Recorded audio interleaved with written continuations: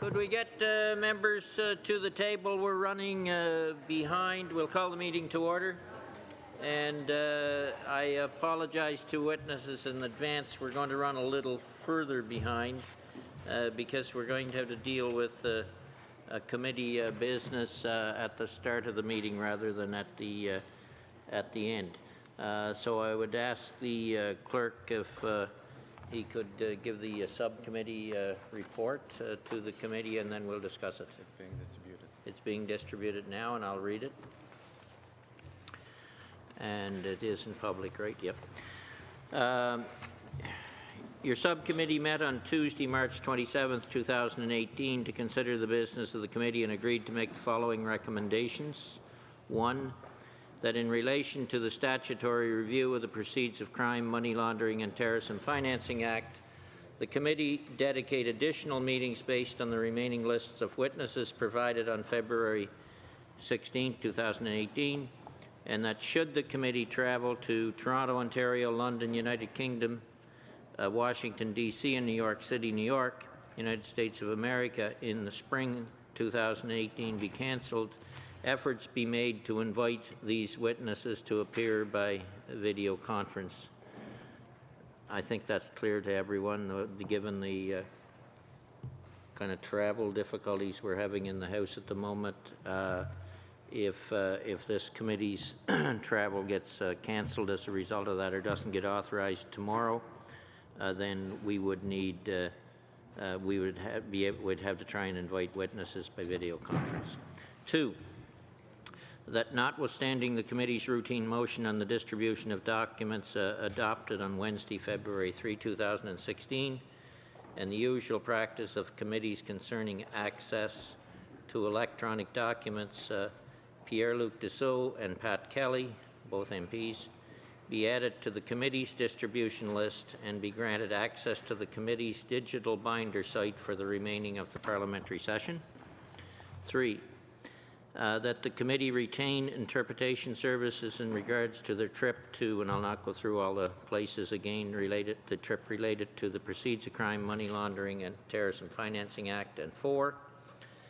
That the Financial Consumer Agency of Canada be invited to appear to discuss the review of bank sales practices prior to the commencement of the study of the Budget Implementation Bill. Respectively submitted. So do I have a motioner, and then we can discuss that if needed? Moved by Ms. O'Connell, seconded by Mr. Dussault. Is there any discussion on the subcommittee report? All those in favour? Opposed? Carried. And you have a motion, Ms. O'Connell? I do. If we can distribute in both official languages. Yep. Mr. Chair, do you want me to read the entire motion? It is before committee members. I believe probably do you want it read, members? We talked about it some at subcommittee, just what the thrust might be. People are watching at home. Okay, if you could read it then, Ms. O'Connell. Thanks. That the committee begin a subject matter study of Bill C-74, an act to implement certain provisions of the budget tabled in Parliament on February 27, 2018, and other measures on Tuesday, April 24, 2018, if the bill itself has not been referred to the committee. That the committee hear from departmental officials on the subject matter of Bill C-74 on Tuesday, April 24, 2018, from 3:30 p.m. to 5:30 p.m. That if Bill C-74 is referred to the committee by the House during the subject matter study of the bill, all evidence and documentation received in public in relation to its subject matter study of Bill C-74 be deemed received by the committee in the context of its legislative study of Bill C-74. That the clerk of the committee write immediately to each member of Parliament who is not a member of a caucus represented on the committee to inform them of the beginning of the subject matter study of Bill C-74 by the committee, and to invite them to start working on their proposed amendments to the bill, which would be considered during the clause-by-clause study of the bill. That members of the committee submit their prioritized witness list for the study of Bill C-74 to the clerk of the committee by no later than noon on Friday, April 13th, 2018, and that these lists be distributed to members that same day. That the Subcommittee on Agenda and Procedure meet on Monday morning, April 23rd, 2018, to finalize the list of witnesses to be invited to appear on Bill C-74. That the committee hear from witnesses on Bill C-74 from April 24th, 2018 to May 10th, 2018. That the committee invite the Minister of Finance to appear on Bill C-74 on Thursday, May 3rd, 2018 from 4 p.m. to 5 p.m. and that officials appear from 5 p.m. to 6 p.m. if necessary. Number 9, that proposed amendments to Bill C-74 be submitted to the clerk of the committee in both official languages by 5 p.m. on Tuesday, May 15th at the latest. That the committee commence clause-by-clause consideration of Bill C-74 on Tuesday, May 22nd, 2018 at 3:30 p.m., subject to the bill being referred to the committee. That the chair may limit debate on each clause to a maximum of 5 minutes per party per clause. That if, and number 12, that if the committee has not completed the clause-by-clause consideration of the bill by 9 p.m. on Wednesday, May 23rd, 2018, all remaining amendments submitted to the committee shall be deemed moved.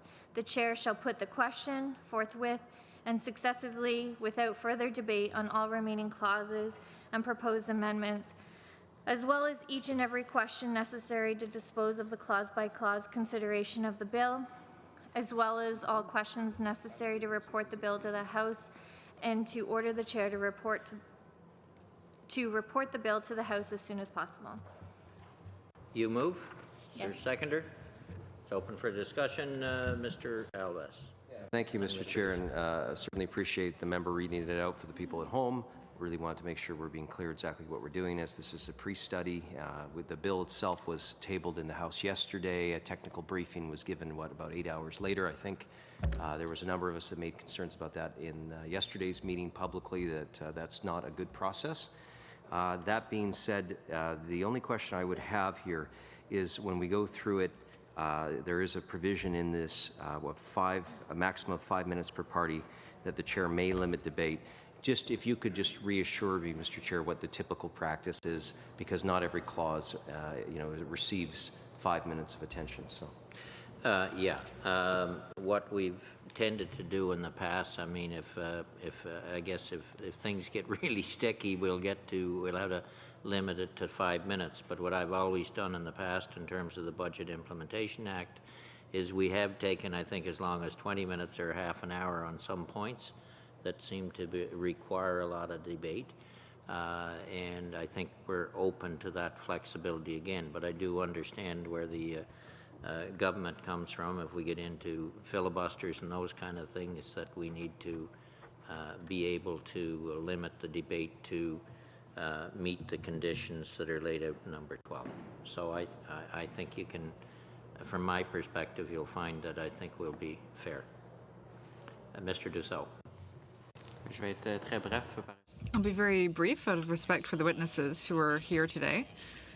I just want to make note of my dissidence with this process. Once again, the government is predicting the result of a vote in the House.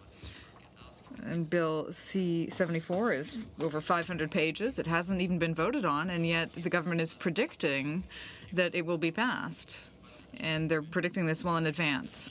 So I would just like to note that I disagree with this practice. Also, as concerns clauses 11 and 12, limiting debate time and limiting debate on this bill. It's over a 560-page bill. I think that that's a way of limiting the attention that parliamentarians could be giving to this bill. And I would hope that at the very least, due diligence will have been done. So I simply wanted to mention that I disagree with that, what I consider an anti-democratic process. Noted. Any further discussion? Mr. Commish. I'm going to point out something here. So I'm holding a bill in my hands, but the clause of this motion says that we will start clause-by-clause consideration of Bill C-74 on Tuesday, March 22nd.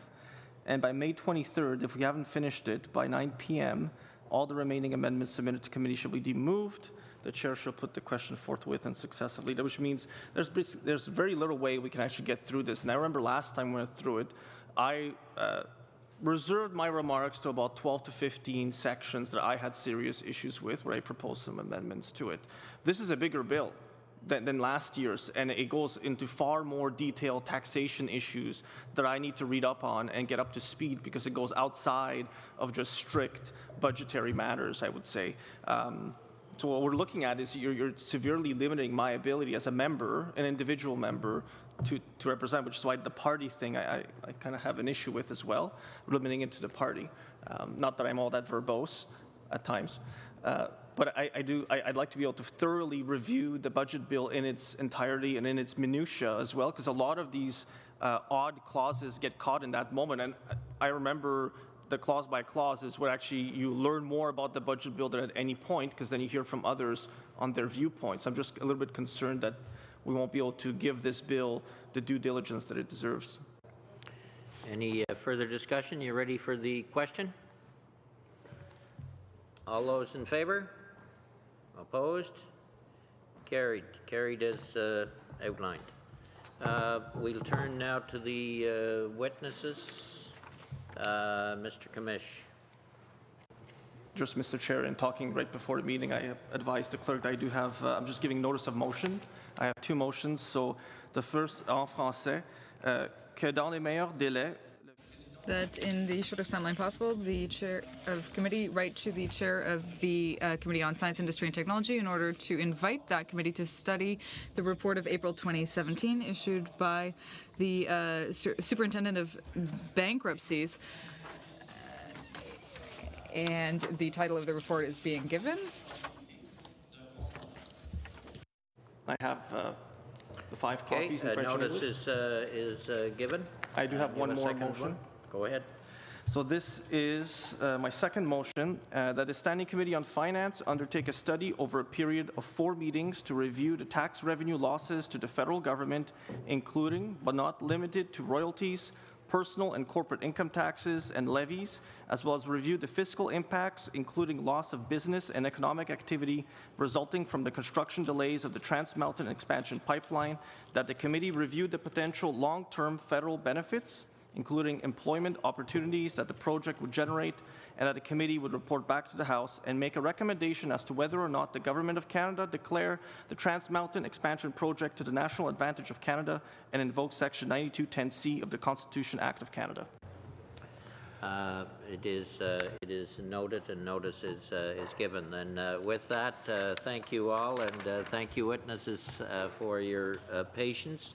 As I think everyone knows, but just for the record, the Finance Committee is continuing its study on the statutory review of the Proceeds of Crime, Money Laundering and Terrorism Financing Act. Then we welcome the witnesses. First, the Canadian Bankers Association, Ms. Stevens, Assistant General Counsel, and Mr. Davis, Chief Anti-Money Laundering Officer. Floor is yours. Thank you very much. The Canadian Bankers Association would like to thank members of the committee for inviting us to participate in your review of the Proceeds of Crime, Money Laundering and Terrorist Financing Act. On behalf of our member banks, we welcome the opportunity to contribute our comments on this important piece of legislation. From the beginning, the financial industry has taken its responsibility in this area very seriously and has worked cooperatively with the Department of Finance, law enforcement agencies, prudential regulators, and FINTRAC on the development and implementation of the regime. Banks in Canada are fully committed to supporting the fight against money laundering and terrorist financing. The bank's central role in the regime gives them hands-on experience and insight into where the regime could be improved to be more effective and efficient in its fight against money laundering and terrorist financing. Today I will speak to our recommendations with respect to the following topics. 1, strengthening the regime. 2, information sharing under PIPEDA. And 3, client identification in a digital economy.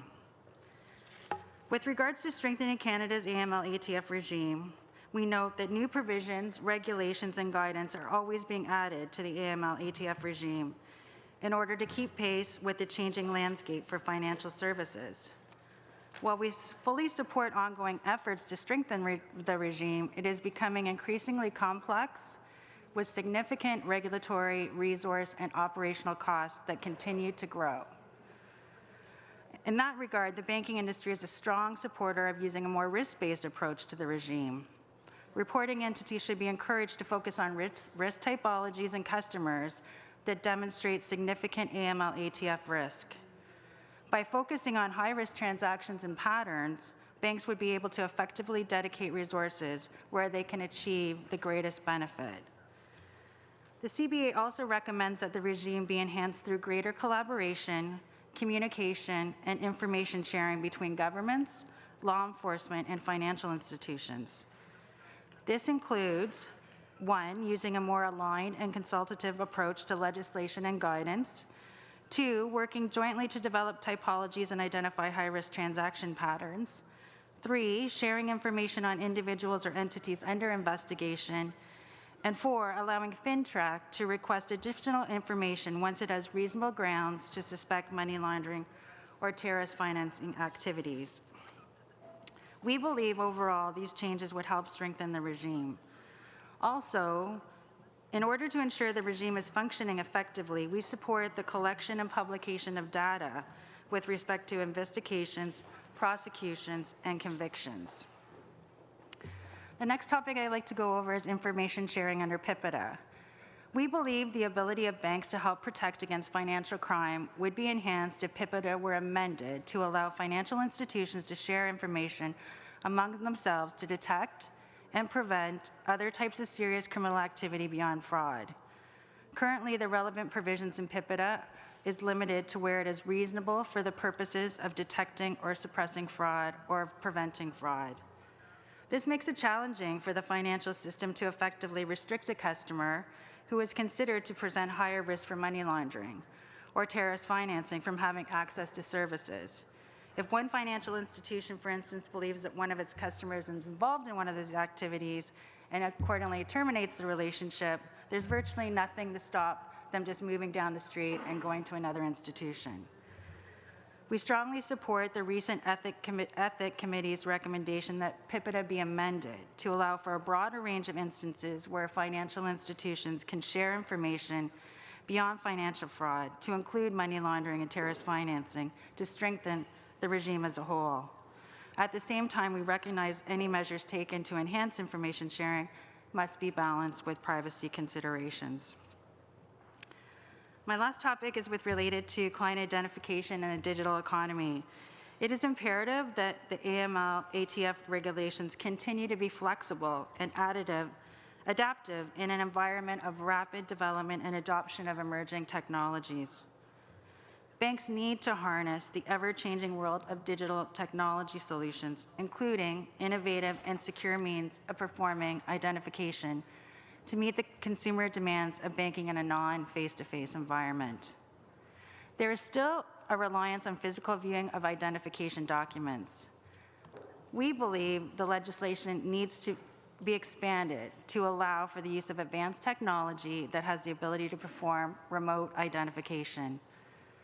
This can be done through mechanisms such as online scanning, data extraction and document authentication, live video connections, blockchain, biometrics, and other methods as they become available in the near future. Many of these methods have the potential to provide greater security and accuracy for client identification than reliance on the viewing of physical documentation at a branch. In closing, we would like to reiterate the strong support of the banking industry for the AML/ATF regime. We are pleased to have an opportunity to work cooperatively with the government and parliamentarians to ensure that Canada's system is effective and efficient. Thank you once again for providing the CBA with this opportunity to offer our views. Thank you very much, Ms. Stevens. Turning then to the Credit Union Association, Mr. Pigeon, Assistant Vice President, and Ms. Kellenberger, Senior Manager, Regulatory Policy. Welcome. Thank you, Mr. Chair. Thank you for the opportunity to talk to you about the 2018 statutory review of the Proceeds of Crime and Terrorist Financing Act. I'm going to approach this issue from the perspective of our 260-plus members that we often characterize as the small businesses of the Canadian financial sector. Our concerns, as you'll see in my comments, are really oriented from that perspective. Je tiens d'abord à mentionner que le système. First, I'd like to mention that the cooperative finance sector is pleased that the government is trying to find a balance between compliance and the costs that this can entail. Credit unions know that they have a role to play in the fight against these criminal activities, but they are concerned about an expansion of the framework to include sectors in which small entities, such as credit unions, lack the resources and knowledge to actually do this. We also recognize that it is the responsibility of financial institutions to know who they are doing business with. This principle is at the foundation of our business model. That said, our members say that due diligence concerning money laundering, information gathering, and reporting requirements cost them a lot of money and keep them from focusing on their fundamental mission, which is serving their members. All this matters because our research, and not just our research, but research internationally, has found repeatedly that regulatory compliance, especially money laundering and terrorist financing obligations, impose a disproportionately large and heavy burden on credit unions, smaller institutions, and smaller credit unions in particular. In fact, this, I think, creates a barrier to entry or barrier to good competition in the banking sector, so it's a serious issue for us. With the proposed expansion of the framework to cover new sectors, it would seem this load will spread to more entities. I know it's difficult to argue against the logic behind moving towards functional regulation, but it's also hard to imagine how collecting more information will necessarily lead to a more successful policy outcome. So far, the evidence we've seen does not bear that out. Now, it's true that some of the proposed changes try to make the overall framework more efficient and responsive. We are concerned, however, that some of these are just tweaks to what is, frankly, often a burdensome and not always efficient or effective system. So we'd like to suggest a different approach. We'd like to suggest the adoption of a model built around a simplified due diligence process for use in situations where there's little risk of services or customers becoming involved in money laundering or terrorist financing. Now, other jurisdictions already have adopted this approach, and we believe that following their example would lead to the same results, namely reduce or at least limit the increase in administrative burden imposed by the framework. Further, we think it would do so without affecting the value or quality of the gathered information. This alternative model could also leverage new technologies to achieve the goal of capturing useful information while minimizing the cost of doing so. For example, I think this has been discussed publicly, the public sector might consider creating industry-wide information clearinghouses. These clearinghouses could collect beneficial information ownership from annual tax reports and could be key to unique identifiers assigned to each tax filer. By limiting a reporting entity's obligations to obtaining this unique number from their clients, the resulting compliance burden could be meaningfully reduced. Reporting entities would no longer need to go through the inefficient and duplicative effort of gathering this information from each account holder. And from the client's perspective, it'd be less time-consuming and repetitive, especially for clients who hold accounts at several reporting entities. For the public sector, this approach could increase confidence that the information is secure, consistent, verified, and accurate. And then since the detection of money laundering often hinges on observing the flow of funds between parties, policymakers may also want to consider tying this approach into some of the changes that are being proposed as part of the payments modernization effort. En gros, nous croyons que l'approche que nous proposons laisserait plus de temps aux caisses. We think that our proposed approach would give credit unions and other reporting organizations more time to focus on what really counts, explaining the context around transactions rather than just repetitively filling in routine, factual information. The measures that we're proposing are not easy to implement, we admit that. But if the objective is really to find a balance between costs and results, we encourage policymakers to consider these proposals. As I wrap up, I'd like to just briefly shift to a thank you to this committee, actually, for its support that it gave to credit unions as we work to secure the right to use the generic terms of banking terms. Yesterday, as you know, the federal government introduced proposed changes as part of its Budget Implementation Act that, for us, represent important progress on this file. This committee deserves credit for its support. So with that, I'll conclude. I'd be happy to take your questions on today's topic, but also to appear on your C-74 review. Thank you very much. Thank you very much, Mr. Pigeon. With the Canadian Life and Health Insurance Association, Mr. Cohen, Council, and Ms. Burney, Assistant Vice President, Compliance. Welcome. Thank you, Mr. Chair. As you mentioned, my name is Ethan Cohen. I'm counsel at the CLHIA, and my colleague Jane Burney is here from Manulife Financial. She's Assistant Vice President, Compliance. We'll begin with an opening statement, and then we'd be pleased to address any questions that the committee might have. The Canadian Life and Health Insurance Association is a voluntary association with member companies which account for 99% of Canada's life and health insurance business. The life and health insurance industry is a significant economic and social contributor in Canada. It protects over 28 million Canadians and makes $88 billion a year in benefit payments to residents in Canada. In addition, the industry has over $810 billion invested in Canada's economy. In total, 99 life and health insurance providers are licensed to operate in Canada, and 3 Canadian life companies rank among the 15 largest life insurers in the world. L'industrie est fière de faire The industry is proud to do its part in the fight against money laundering and terrorist funding.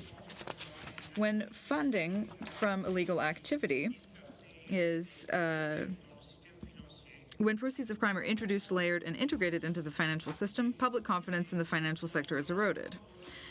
Companies with weak controls risk having significant administrative penalties imposed, and they also risk considerable damage to their reputations. The committee has heard from a number of witnesses, including FINTRAC, that a risk-based approach to compliance and to enforcement is an objective of Canada's AML regime. Because neither reporting entities nor government agencies enjoy unlimited resources, it is important that they focus on the areas of greatest potential exposure. In this regard, I would note that the insurance industry is relatively low risk.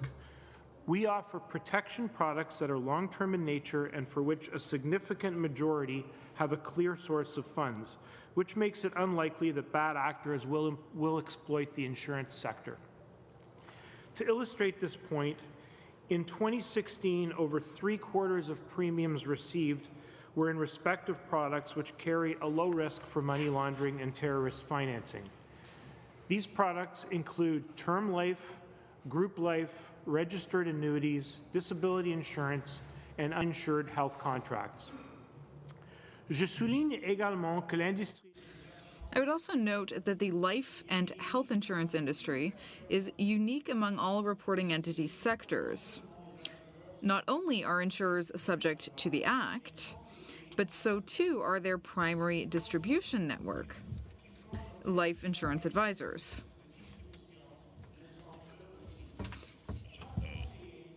Each individual advisor must have controls in place similar to those required of insurers. Really are belts and suspenders in place. If I may turn now to the question at hand, this committee's examination of the PCML-TFA as part of the 5-year review.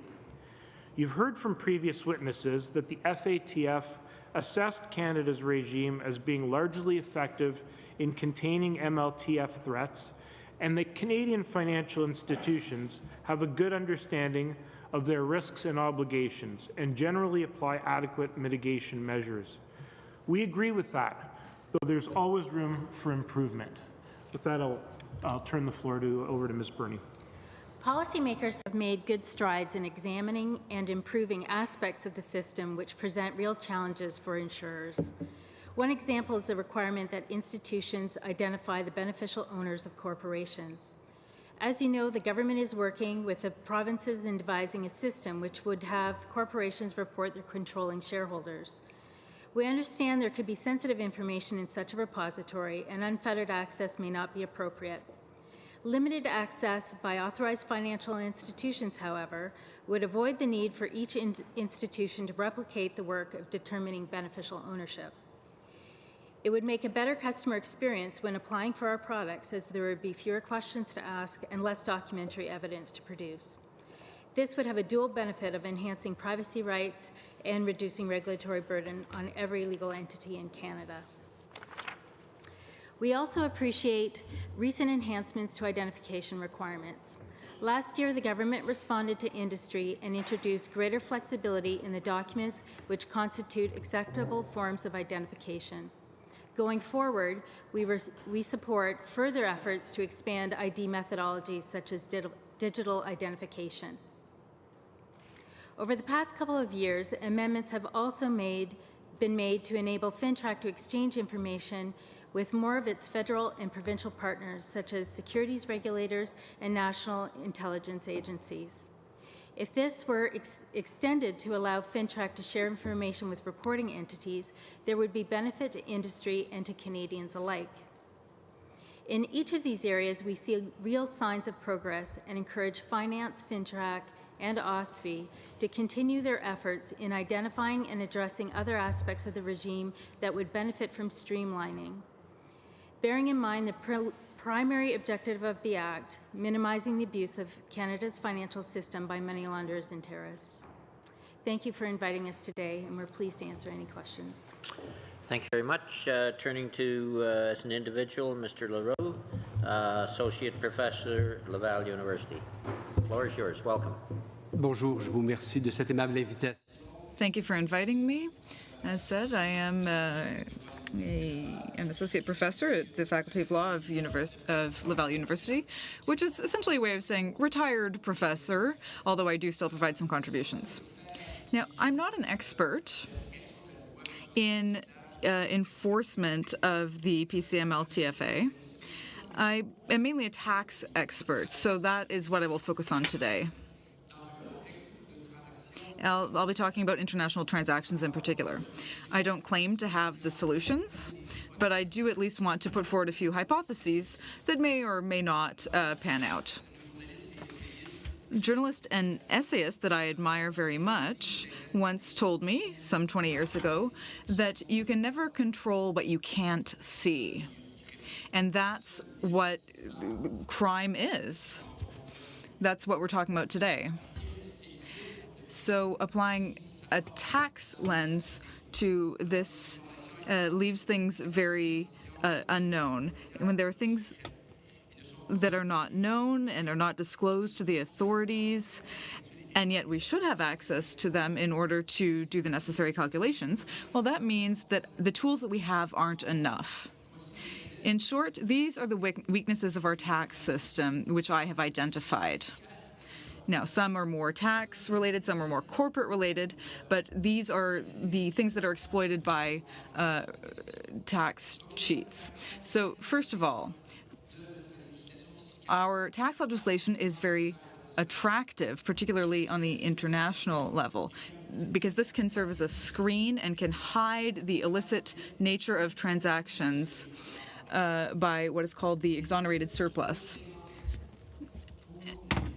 Now, penalties are too lax, and of course, we're talking about people who, for the most part, have coaches and have experts, tax experts, who are guiding them. So they're not acting alone.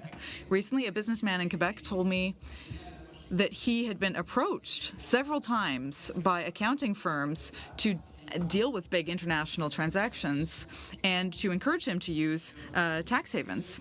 And he was frequently told that it was a little bit shady, but it would probably work. And he turned down all of these offers.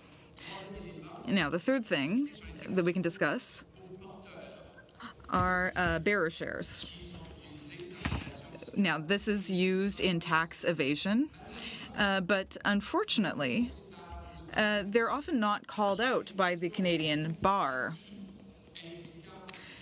Now, the Canadian Bar said that calling them out would harm people's tax planning. Now, the fourth thing is the voluntary disclosure program. Despite the very recent changes made to that program, this voluntary disclosure program needs to be completely reviewed.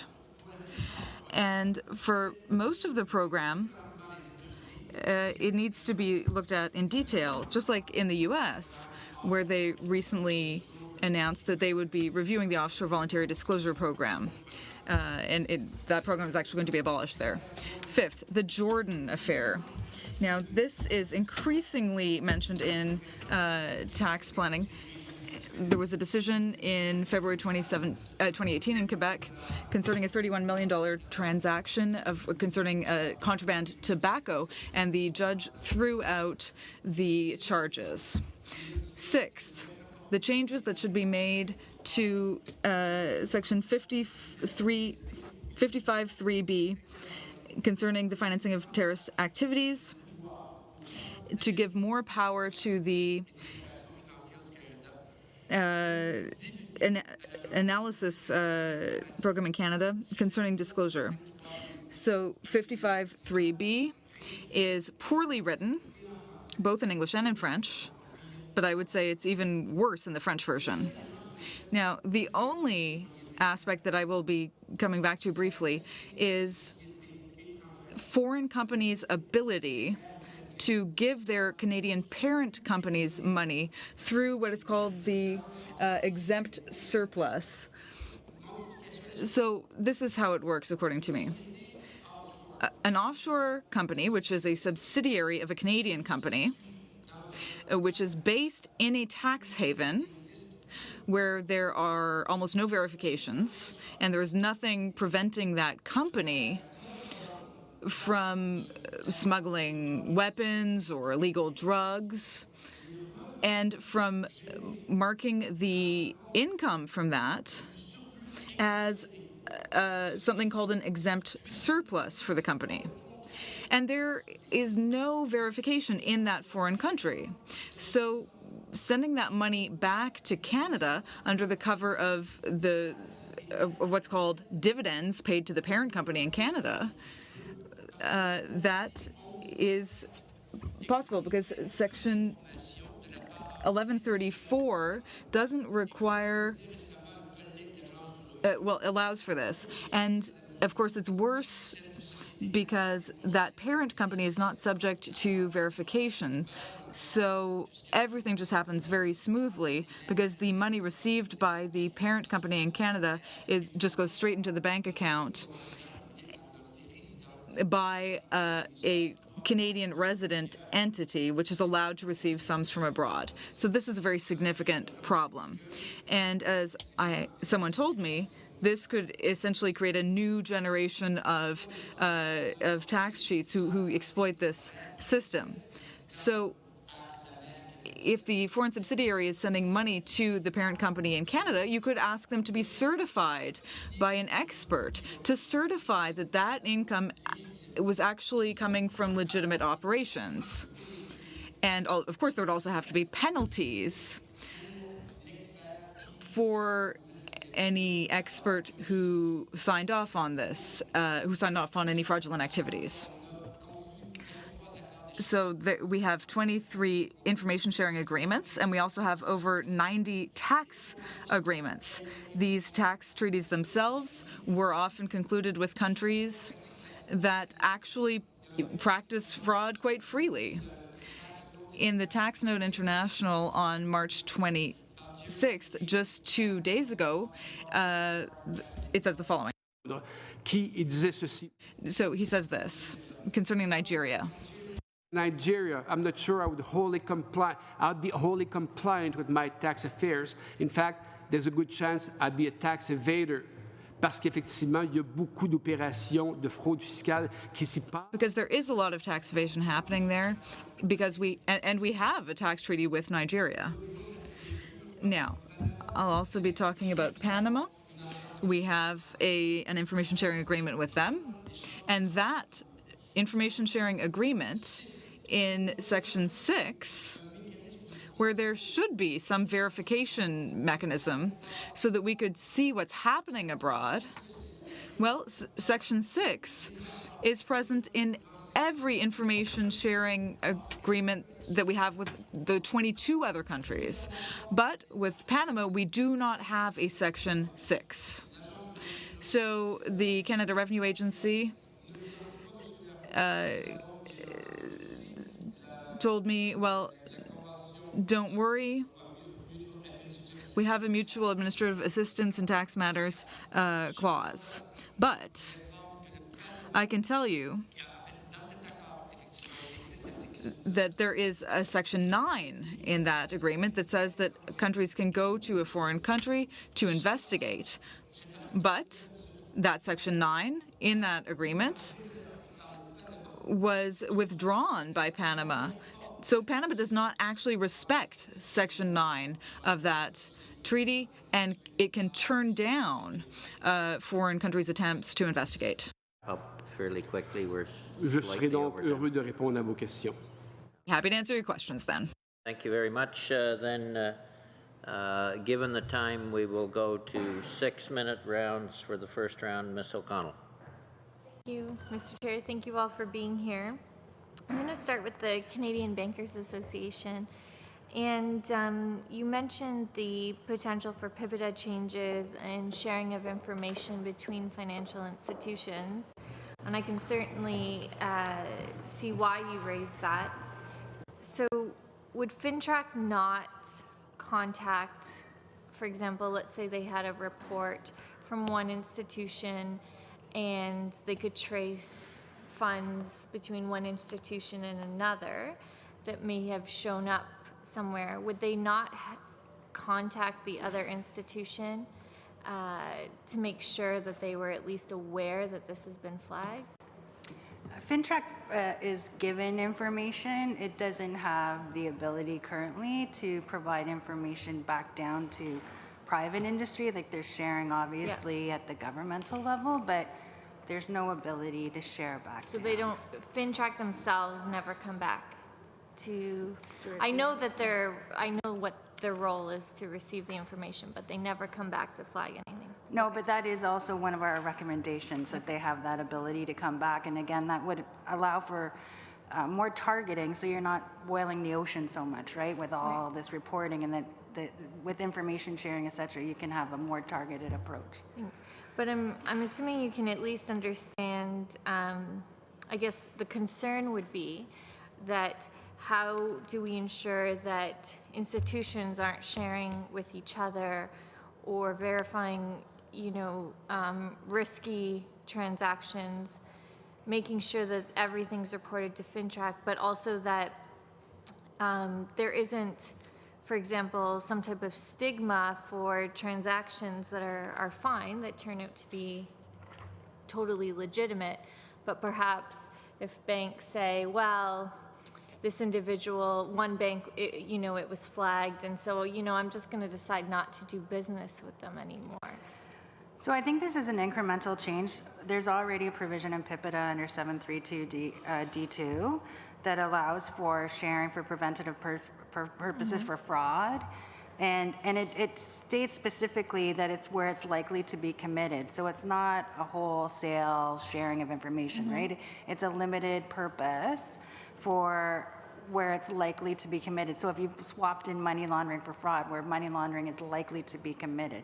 So I think it's an incremental ask, and there's already constraints around how you could use it to protect privacy. So you essentially just want to duplicate those types of regulations, but including for the money laundering and anti-terrorism. Exactly. Okay. It would just be adding in another element, not just fraud, but predicate offenses to money laundering as well as money laundering offenses. Okay, thank you for clarifying. I'm going to move to the credit unions, please. In regards to, and we certainly heard this before when we were meeting with, or we had testimony from different officials, in terms of credit unions, and you mentioned in your testimony as well, the model of knowing your customer and things like that. And I can see that certainly in a lot of communities, but there are still credit unions in big cities and lots of customers there. They would pose a challenge to know your clients all that well. So I'm just curious then how, I understand that's the model, but in today's day and age, that's certainly not possible everywhere. So how would the credit unions see their role then in ensuring, that you do really try to know your customers, if you can't physically know it, that you have other conditions in place? so I'm going to kind of ask you a two-parted question all at once. But also, we know from the larger banks and the testimony that we've heard earlier that there are systematic flags built within the system. So the average teller isn't going to know that, even though it might be an amount being transferred under the $10,000, there are flags that are built into the systems. I can't imagine that every credit union in the smaller ones could have that infrastructure, that technological infrastructure. So what role do you see in terms of knowing your customer and technology and those costs then? Thank you for the question. So maybe I'll just start with the framing. I think you're right. In larger urban centers, that's where we tend to find the larger credit unions, as you might expect. In the rural settings, I would hazard to say most credit unions do know most of their members, right?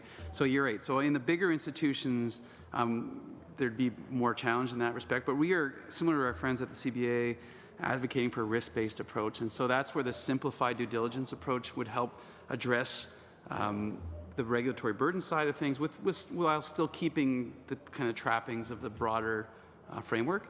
So again, we know other countries have implemented this, and this is a good way to address the reg burden side while still maintaining a robust system.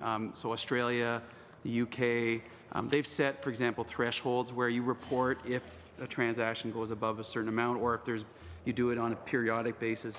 I might get my colleague Sabrina to add to this, just if she has anything she'd like to build on. Yes, your comment that perhaps the smaller credit unions are not able to use technology as much, that's partially true, but most do have very sophisticated banking systems that do allow detection of the types of transactions you're talking about. So for transactions that would violate the 24-hour rule, definitely we do have the ability to pick that out from a technological perspective. That said, there certainly is a component of knowing your customer because it's a small community. In the larger credit unions, that is lost somewhat, but I don't think we're in any different position there than a bank or any other financial institution is. That will have to end that round. Mr. Commish, 6 minutes. So most of my questions will be to the credit unions, or rather the association. You mentioned the simplified due diligence process, and then you also mentioned that others have done it. Can you kind of explain what others includes, like who's done it, how did they do it, what type of simplification did they do, what were some of the reporting elements that they stopped asking for, or maybe asked in a simplified way? Sure. So I'll start off, and I'd ask my colleague to fill in. The UK is the example that we've kind of documented a little bit, and we'd be pleased to share more information after the meeting as well. But in the UK, they would approach the application of the simplified due diligence approach in cases where, for example, and I'll just read off my list here, the person's total annual turnover in terms of financial activity does not exceed £64,000, for example. The financial activity does not exceed 5% of the person's total annual turnover. The financial activity is ancillary and directly related to the person's main activity. So there's a long list of kind of instances where they'd apply this simplified due diligence approach. I don't know if Sabrina would like to add anything to that. Sure. The FATF has actually, within its recommendations on financial inclusion in particular, put out quite a significant paper on how a simplified approach to due diligence can encourage financial participation in the economy. And some of the things that they're citing are issues like verifying the customer identity or beneficial ownership after the establishment of a business account, so that in cases of a small business, you're not crippling that business from moving ahead financially by putting all this process around it. So then they put limits on it. Okay, so once you have done this for 12 months, then you have to start meeting the full requirements of customer due diligence, or if you exceed certain transaction thresholds, you start doing it. The idea is not dissimilar to the idea of fintechs and sandboxes, where for a certain length of time you allow participation on a a compliance relief basis, and then slowly move to a full compliance. So just so I understand, so it's basically sounds like a two-track system where depending on either process or amounts or types of clients, you stay in one area. Then once you cross some type of threshold, you go into the regular kind of FinTrack-esque Yes. in the UK model system. Okay. Can I ask you then, credit unions, when you become a member of a credit union, obviously, I figure a lot of your members that do business with you, they do business with you for an exceedingly long time. Same goes for a lot of Canadians. The bank that they get when they're 18 or 16 is typically the bank that they stay with for the rest of their lives. So your clients, you obviously know quite a bit of information on them. You already know where you have problems. You don't have people just randomly walking in to open an account with you. So my question to you is, you already know so much about your client, but then FinTrack kind of makes you track more information about your client, the compliance related to it. Do you know how much it costs you per client? Have you ever done an assessment, a cost analysis of how much does it cost you extra to try and comply with all these rules on people you already trust and know because they're members of yours? We haven't done an analysis for AML ATF in particular. We've done analyses around total regulatory burden, but AML ATF is always cited as the #1 most burdensome regulatory policy out there. So I can give you some numbers from a study that one of our member centrals did of Ontario and BC credit unions. They found that the compliance cost per member, and again, this is for the entire suite of regulatory policy and positions, was $75 at the largest credit union. So that's credit unions with $2 billion or more in assets. This is the smaller credit unions, $75 at the smaller credit unions. Those are with $250 million in assets or less. And at the larger credit unions, it was $22 per member for those $2 billion. So just within the credit union system, you can see the impact of regulatory burden is quite disproportionate depending on your size per member. We can imagine if we extended that to the large banks, the gap would be that much bigger. But these are real numbers we've gotten from surveys, from analysis. And again, this kind of research has been replicated in the US, in Italy, Europe. We even did a study earlier in 2011, almost identical results where within the credit union system, the big guys have 5 times less cost on an FTE perspective than smaller guys. Time for a very short one, Tom. You mentioned a few international examples where they've done similar studies. Would you be able to provide that information to the committee through the clerk and the chair? Please do. Thank you. Okay, Mr. Dussault. Merci, je vais d'abord commencer. Thank you. I'll start with Mr. Leroux, who had a really interesting proposal, which is a little bit different than what we've heard so far. You focused much more on international transactions. So I'd like to know a bit more about that aspect. You said that essentially it's possible to bring money back to Canada from abroad, sometimes without paying tax, and often without having any real diligence or any real verifications done about where that money came from. So, in fact, this could be money that originated from criminal activity. So when we're talking about foreign money coming into Canada, you're saying that there's essentially no real measure that allows people to determine where that money comes from and what these profits have been generated by. Is that correct? Well, it's not exactly the case. Now, there are, of course, some transfer pricing rules which may apply when you can see which goods are being transacted. Now, if you're only dealing with a particular sum of money coming into Canada, then the company receiving the money needs to fill out a form, T1134, saying where the money comes from. So which foreign country, what the activity in that foreign country was. And, if you think people are acting in good faith, then you would assume that they filled out the truth in the form. But there's no real tax verification. There's no auditing. So people can write what they want on the forms, and then it's relatively easy to get the money in. And that's because you can't control what you can't see. And that's really the source of the problem.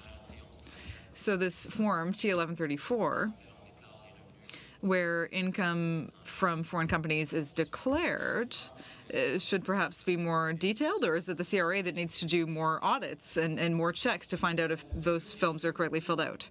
Well, yes. There's no real verification beforehand. So when the form is filled out, the CRA is somewhat limited in terms of its resources. So I would say either you need a more strict audit of the person paying the money, or perhaps you need to get some sort of attestation from an expert on the ground who can verify the source of the money and the amount. And then that person could, of course, be subject to significant penalties if they lied. I think that's interesting. Now, in terms of the companies receiving the money in Canada, perhaps you could comment on the fact that we're often ranked very low in terms of corporate transparency. You have some experience dealing with that. Well, not really. I did a lot more work on bearer shares, so I'm not necessarily an expert on that. But as far as bearer shares are concerned, I would say that what we need to focus on is now, with modifications to C25, you can still have bearer shares which are still being given out legitimately. So perhaps we could look at what happened in the Netherlands, where those bearer shares were no longer authorized, and any remaining bearer shares that had previously been issued would then expire after 2 years, so that it would take 2 years to authentify them and to identify the bearers. So the Netherlands is a very good example of how to deal with that. In the same vein, and this is for the banks, I don't know if you would have any comments about the improvements that could be made in identifying clients. So if you have a company that comes to you that wants to open an account, would having a public registry of beneficial ownership be a step in the right direction, in your opinion, in order to better know your clients? And that's for the banks and the credit unions, that question. Well, thank you for having me today and the opportunity to speak to such an important topic. I think the opportunity for a shared utility which assists the banks in verification of customer information is quite an outcome that we would like to see achieved in this regime. Again, banks have multiple obligations. We have obligations to collect information. We have obligations to confirm that information and verify that information. Registry really helps with the latter part of that equation, but in some ways it also may ensure that we have complete information on our customers. Peut-être juste pour faire suite, mais aussi pour les caisses sur la... I'd also want to ask the credit unions the same question, but I also wanted to know do you sometimes feel targeted? Because perhaps in the industry people feel that, the banks have very strict rules, but do you ever think that you're targeted by people who have bad intentions and who want to exploit some of the shortcomings in your system? And this applies to the whole question of verifications. To address your comment on whether we feel targeted, I think the answer to that is no. There seems to be a common misconception that credit unions somehow are weaker or less stringent in their in the exercise of their due diligence, and I can assure you that that's not the case. We have to live to the same rules as the largest of the banks. There is no. There is no fact to that. It could be a misconception, but that is all that it is. With respect to a registry, we definitely are in support of that. This is one of the areas where I think we could make meaningful reductions in the burden that we carry for compliance. If just the gathering of factual information, such as beneficial ownership information, can be done just once, and it's held, in a repository that's accessible to all. That way, we could also be ensured that everyone is seeing the same information, because right now there's no assurance of that. A client could come to a bank and give certain information. They could go to another bank and give other information, they could come to us and give other information. So you could have 3 sets of information out there that may not be entirely different, but not necessarily completely the same either. Si je peux faire un petit ajout, quelque chose que mon collègue avait dit tantôt. I could just add something to what my colleague said earlier. Even small credit unions have access to fairly sophisticated systems that are provided by headquarters. And so we've developed shared systems that are very up-to-date, very sophisticated. And in addition to those systems, in smaller regions, we know our clients even better. We know them personally. So I would say that we maybe even have an advantage over some of the bigger banks. Thank you all, and I would say, I didn't say this in the beginning, but if you have a comment you want to raise when somebody else has been questioned, just raise your hand and I'll let you in. Mr. Fergus. Merci beaucoup, Monsieur le Président. Thank you very much, Chair. I'd like to ask my questions to the retired professor, Mr. Leroux, and then also the Canadian Bankers Association. Concerning the shortcomings that you mentioned, there are 2 in particular, penalties that are too lax, and then also the whole issue of bearer shares. Could you just summarize that a little bit, because I want to use that for my next question. I don't know if you got the chance to sufficiently talk about that earlier. Yes, so if you compare what's happened in the U.S. since 2009, the IRS has prosecuted 1,545 taxpayers for international activities and 671 for criminal tax violations. Here, from 2011 to 2016, we had 42 taxpayers prosecuted for tax evasion.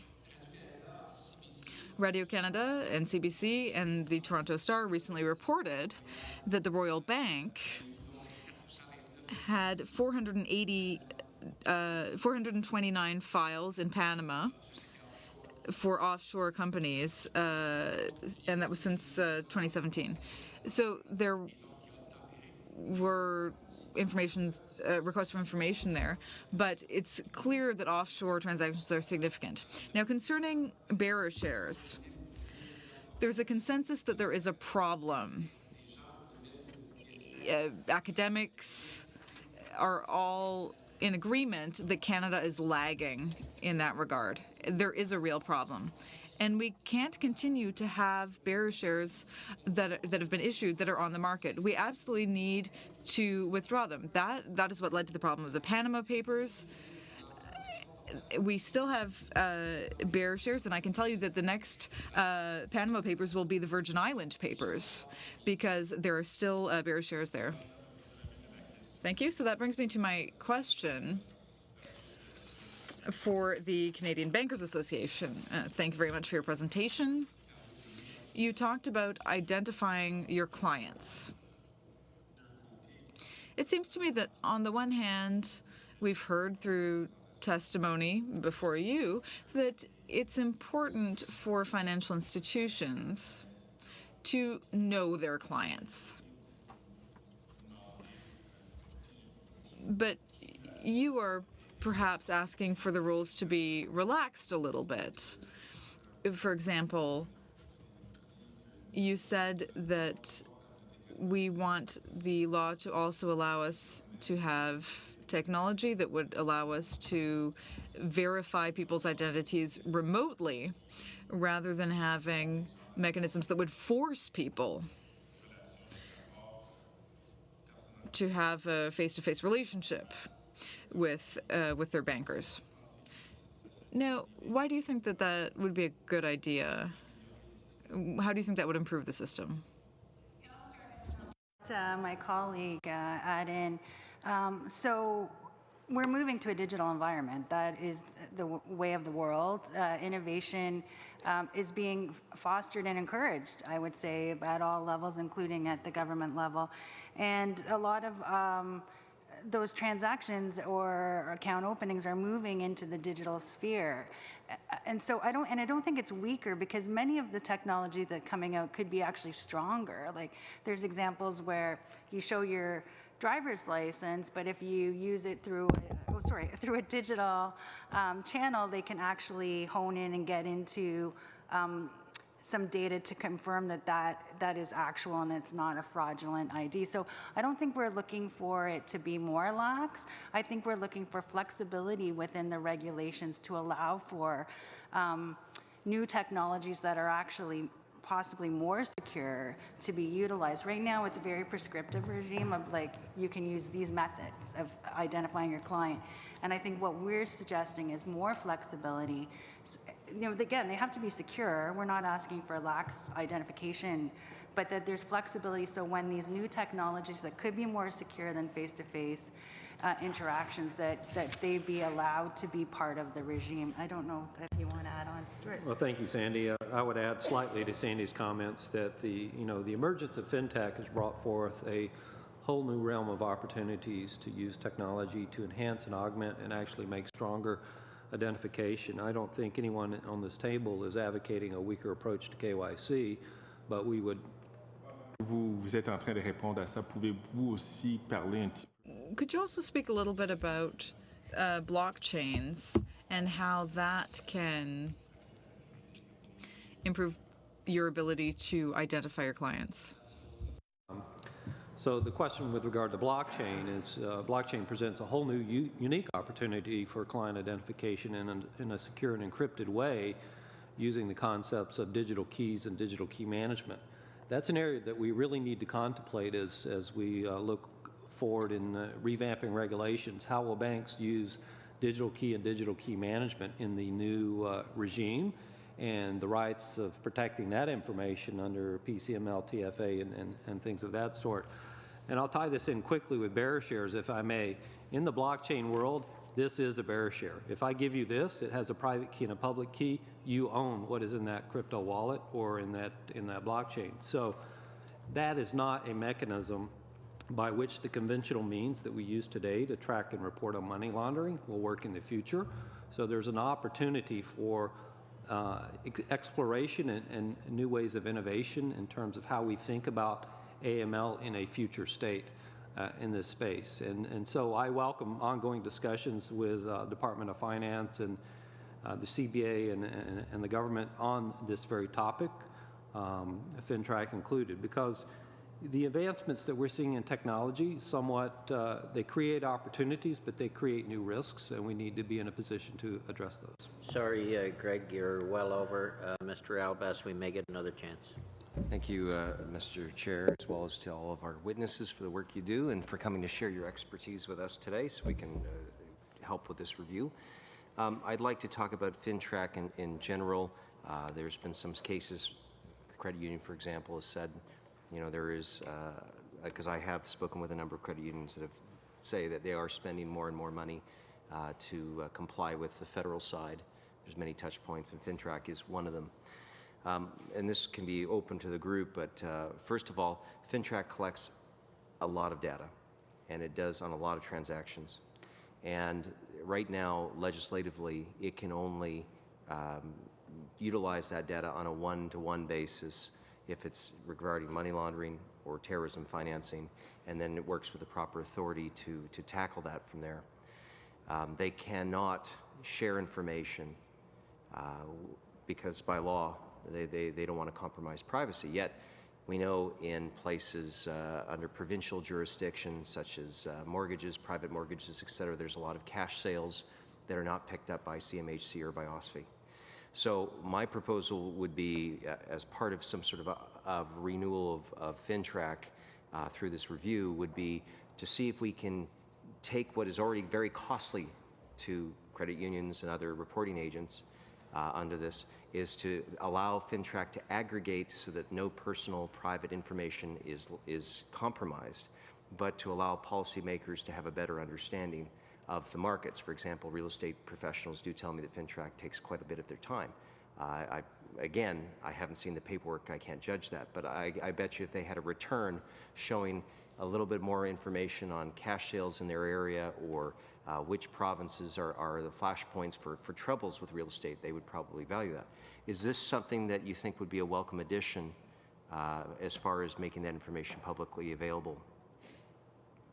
Maybe I'll start off, and I mean, it sounds like an interesting proposal. We'd have to give it some thought, but I don't know if Sabrina's more in this area than I am, so maybe she has some thoughts. FINTRAC has for some time created their Trends and Typologies report.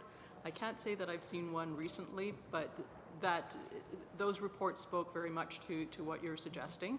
I think there's always room to do it to a greater extent and to share it more extensively.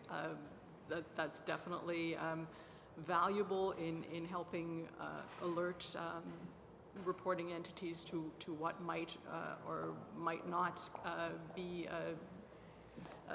compromising to them. And I believe this is really ties into what our CBA friends have also said, in that there is capacity to use technology to a greater extent to try to identify some of these issues. Okay. Would anyone like to speak to that? Life insurance? Sure. I think we would support any initiative that would get greater value from the information that we're providing to FINTRAC. Okay. In regards to administrative burden, obviously, and again, I don't want to say that the $75 per member is all FINTRAC, because that's not fair. That's not true. It's accumulation of whether it be the common reporting standards and know your client protocols, et cetera. There's a lot that goes into that, and that's to be clear. But when I asked FINTRAC when they came to this committee on this review, do they track, and Mr. Kimmich also went on this vein as well, they said that they are very effective in what they do, but they do not track the administrative compliance cost. You can't manage what you can't measure. Do you think that it would be helpful to know that when they are doing their jobs, that there was a number that they had to be accountable for, and if it went up over a period of time, then public officials like us could better evaluate whether the system is working as intended? I think I'll start off, and if my colleague has anything to add, I think parroting a little bit the comment that was made earlier, we'd be supportive of any measure that kind of increases awareness about that compliance cost and gives it a little more, puts it up on the agenda a little higher. I think the government is striving to achieve a balance between having a robust framework and minimizing costs, and we think sometimes that balance isn't always struck quite right. So I'd be supportive of anything that, like what you're proposing, that would help with that. Mr. Kimmich, or Mr. Albus, I couldn't agree more. I mean, even small changes in some of the definitions, and I'll give you an example. I know you're using the Department of Finance February paper as a foundational document. One of the proposals is to broaden or increase the scope in terms of the definition of what would constitute a head of an international organization. These sorts of changes, I mean, obviously the system needs to adapt to perceived threats, and money launderers obviously they change and they amend their ways in response to these things. But in terms of changing the definition of a head of an international organization, these are small changes, but they can result in multi-million-dollar costs to certainly to members of our association. Forms need to be changed, and these changes are made electronically. Training has to be provided. There are outside vendors that need to be engaged, and many insurers often they'll use the same vendor. So when these changes need to be made, and there's a deadline by which that has to happen, there's often a competition for those scarce resources, and you can imagine what happens is that the cost of those resources go up. So you know, let me just say there are a lot of excellent proposals and suggestions in that paper. We've mentioned a few, but this is one that we're quite concerned about. Thank you all. We do have a bell to ring, and it is a 30-minute bell. Do we have agreement to continue for the next foreseeable future? Mr. Chair, maybe just one thing, and forgive me for this, but at the beginning of the meeting, I didn't speak to a point of government and council appointment that was provided to us by the clerk, and I wanted to exercise the committee's right to call forth the witness because it is germane to the debate we're having, but I can do it at the end once We'll the take it witnesses are excused. on notice, and we can, we're going to have a subcommittee meeting at some point in time to rework the schedule, I'm thinking.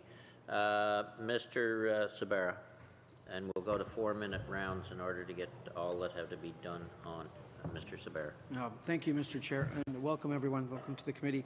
Mr. Andre Leroux, excuse me, you had mentioned bear shares in your testimony. Is that correct? You did mention the bear shares, correct? Yes. Because in the agreement that the Honourable Minister of Finance reached with his provincial counterparts on point 2, ministers agreed in principle to pursue amendments to federal, provincial, and territorial corporate structures to eliminate the use of bear shares, bear share warrants, or options and replace existing ones with registered instruments. Was this what you were advocating for in your testimony? C'est ce que le ministre a indiqué. That is what the minister indicated. But if you analyze the law, things are very different. It shows that the shares that are actually in circulation will remain in circulation unless the bearer asks for them to be converted. It ends off and says, and to replace existing ones with registered instruments. Oui, c'est ce que le ministre a indiqué. Le projet de loi. Yes, that's what the minister indicated, but the bill doesn't actually reflect what the minister indicated, or at least I didn't find that. I read the legislative provisions and I couldn't find that. For indicating that. Over to the CBA. On the testimony, there is, which follows what's called a risk-based approach. And when I think about that, I think it's almost like going through CATSA at the airport, where some people have a Nexus card and some people are in priority, where you just kind of whiz through and it's not, you've already kind of been pre-cleared, or even a bill was called pre-clearance bill that we passed. Is that fundamentally what you are advocating for on strengthening Canada's AML/ATF regime? So I think what we're advocating for, the banks have put a lot of resources into this, and we're not suggesting that we don't want to keep that level of resource, and we just want to get the most output for that resource. And we feel the best way to do that is to focus on risk, the highest risk, customers or typologies, and that sometimes in the regime there's a lot of noise that doesn't necessarily, it causes compliance burden, but it doesn't necessarily bring you a greater output. Just an example would be ongoing monitoring of an account. So you're supposed to have ongoing monitoring of low risk accounts. So, you have a retired person, but you're still supposed to go out and make sure that they're still retired, or, they're still living at this, those types of things. We want to focus on the risk. Okay. And just a quick follow-up, because I do want to move to the credit unions. On PIPEDA, obviously there are privacy concerns that we need to deal with in order, if we wanted to follow the House of Commons Ethics Committee recommendation to allow further information sharing. Sometimes I'm resident or hesitant, whatever the word is, to advocate for more information sharing where the safeguards are not in place. And I wanted to make that comment, but just going to the credit unions, we had FACTA, I think it was called, introduced a while ago, and the burden on compliance for credit unions is, especially some of the smaller ones, is a lot. How are your members handling the compliance costs, be it in terms of what we require, and do they have the wherewithal to potentially withstand more strengthening and compliance measures? So a typical response to increased regulatory demands in the credit union system is to, again, as I mentioned earlier in response to another question, we get the central entities, these entities that they're kind of back office entities that credit unions have created historically precisely to deal with these shared demands on the system. Or if the issue is not being dealt with by a central, they'd be creating a credit union service organization, so they'd collectively get together and share the costs out. That's one way they can attenuate some of the costs. I don't know if Sabrina would like to add anything. No, I think that's exactly it. We're seeing more and more of the service groups developing as regulatory compliance demands increase. Because the last thing we want to do is have layering in effect, right?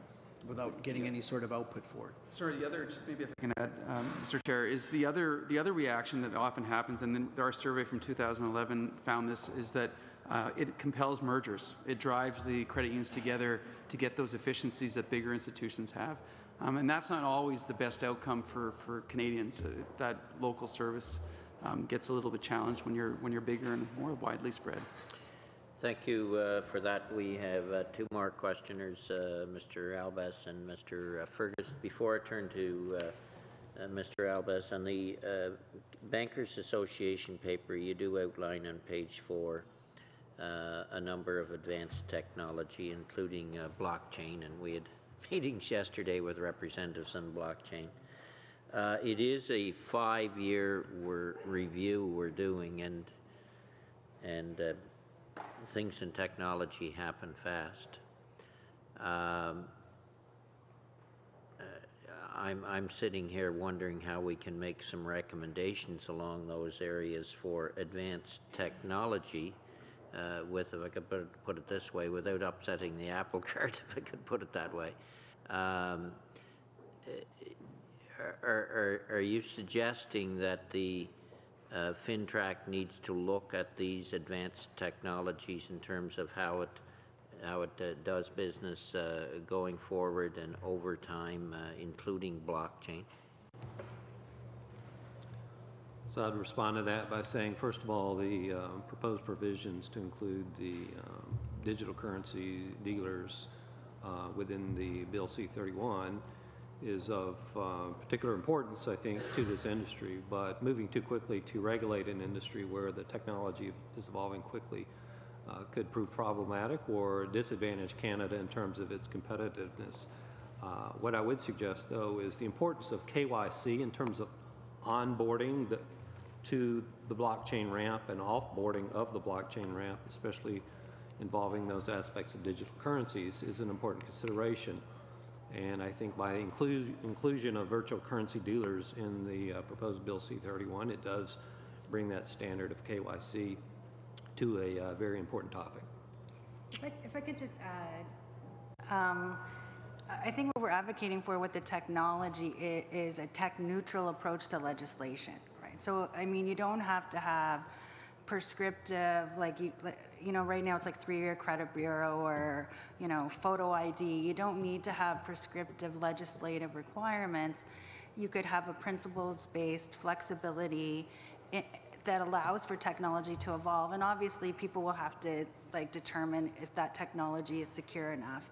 But I think it's more about how you write the legislation in order to allow for that evolution. So to your point, every 5 years, right, it has to be changed. So a little bit more evergreen.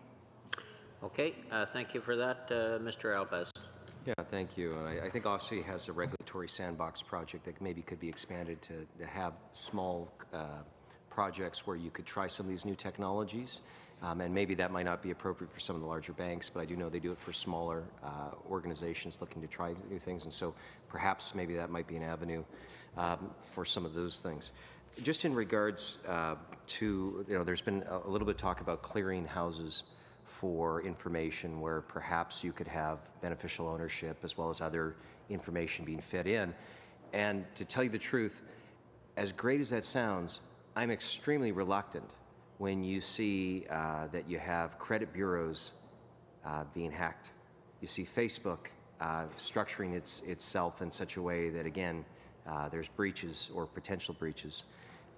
Anytime you have something that's large and big, and inevitably, if it's run by government, oftentimes when budget comes around and people look to save, they don't necessarily update it or continue to keep things strong.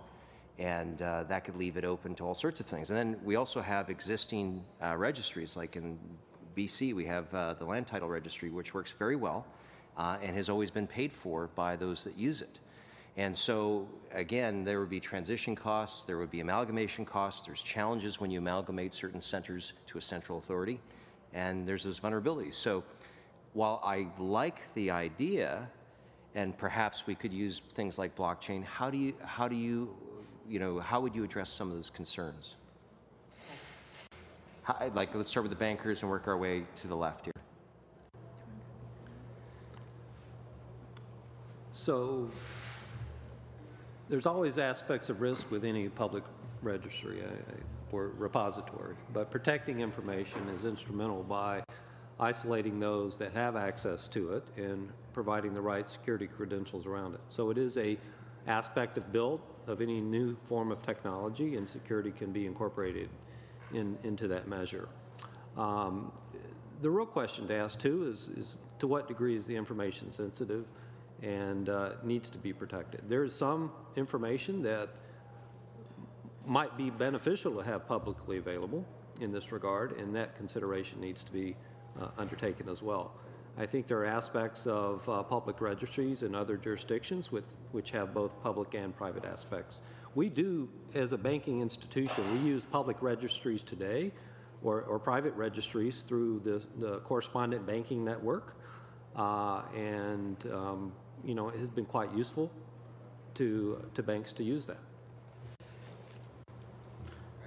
Yeah, I might just say that we've put forward this idea in the spirit of looking for ways to minimize, again, get that balance, right? I mean, that's largely how we've approached this, and I think there's a lot of things that need to be thought through, including the issues you've raised, and I think we would take that very seriously, your concerns, of course.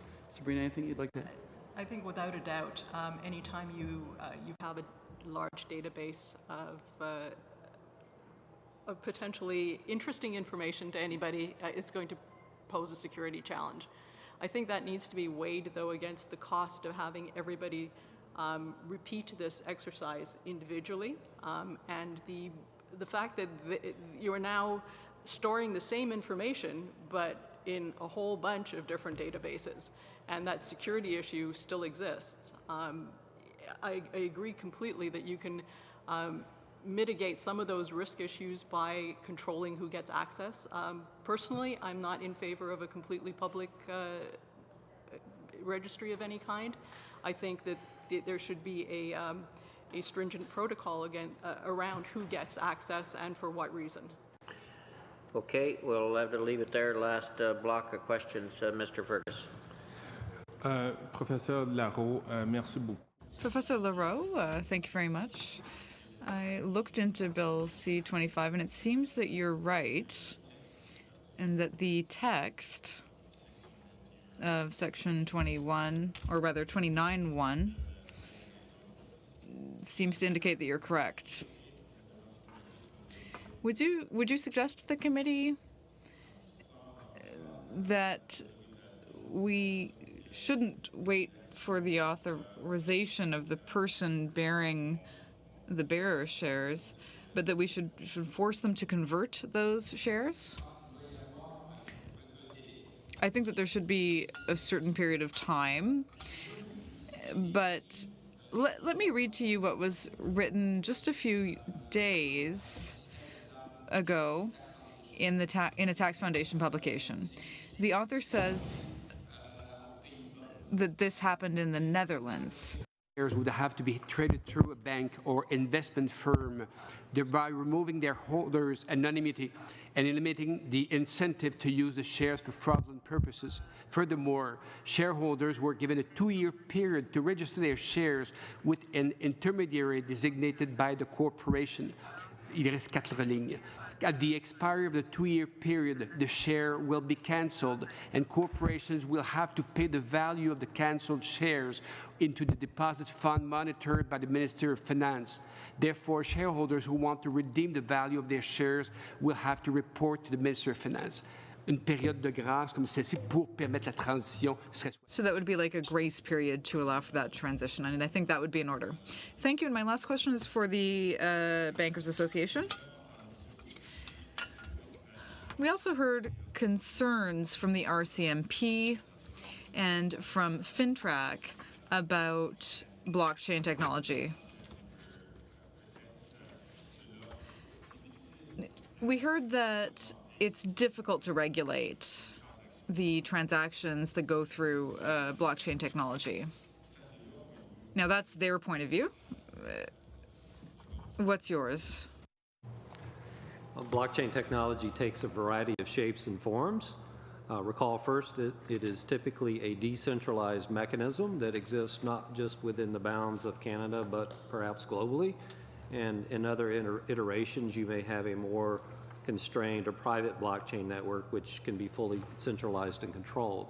So depending on the aspects and use cases that are of particular consideration, the risks, the ability to monitor it, the level of encryption, the level of obfuscation in a particular blockchain varies widely, and we're seeing continued innovation and change in this space. So there is not a one-size-fits-all approach to this level of technology, and it needs a new way of thinking. Merci. Okay, thank you all. Just as somebody mentioned, we are using the finance discussion paper as kind of the foundation for our discussions here. The committee, we will be hopefully closing off our hearings by June and report sometime in the fall. And I just suggest that if you've other ideas, if you would forward them to the clerk, or if you're providing a response to the discussion paper to the Department of Finance, it might be useful for us to see that discussion as well. So with that, thank you for your presentation, and we will see committee members. We know not where. Will it be London or will it be Ottawa? It's up to you guys. In Ontario? Down and out in Paris or? Meeting adjourned. Thank you.